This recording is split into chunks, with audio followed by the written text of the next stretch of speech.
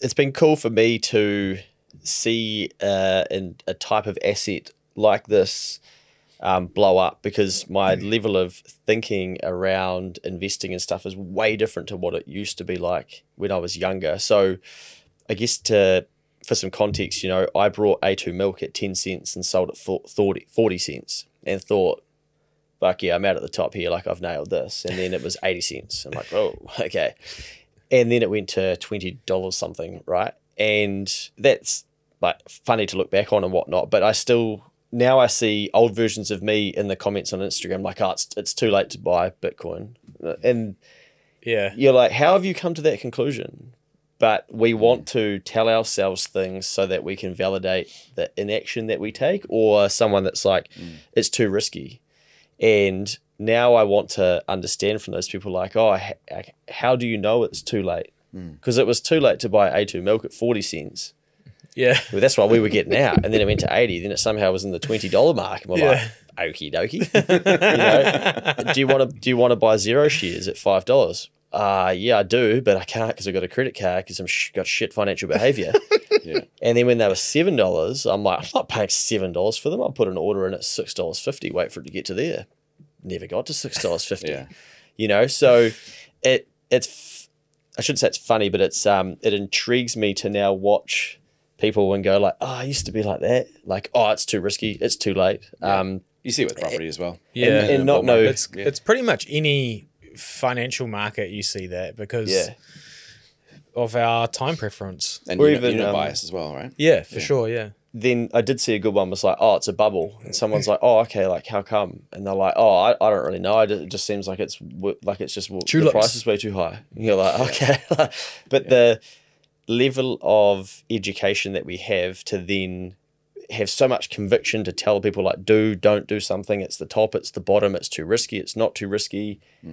Is phenomenal to watch people have such a heavy opinion on something without really... Smart people as well, though.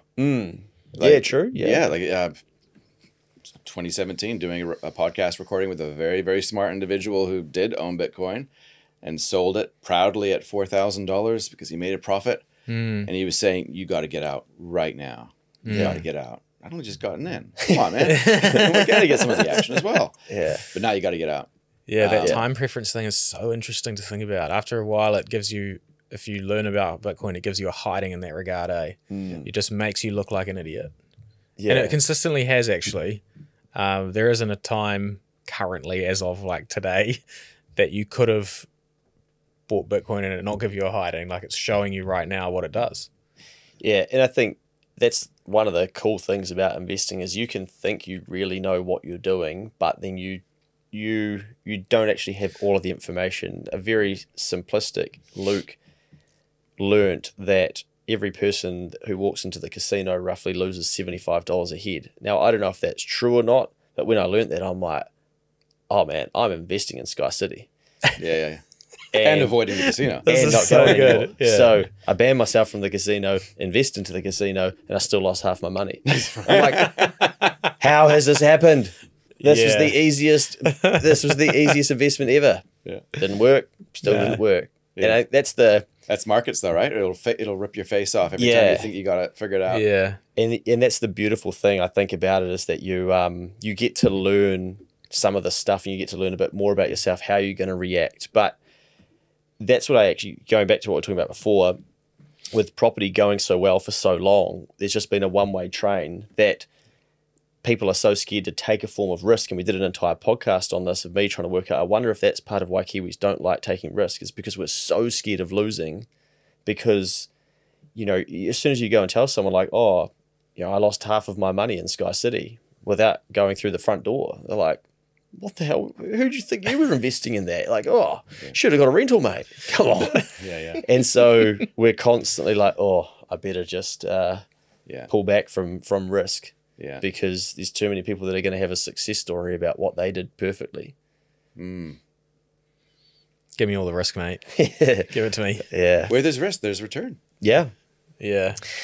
We always think about it the wrong way around, right? Like where there's reward, there's risk, but sometimes when there's risk, there's reward. Yeah. And time, man, you know, it's hindsight is so helpful in this regard. Like you can go look at like Amazon stocks through the late 90s, early 2000s and the tech crash and all of this stuff.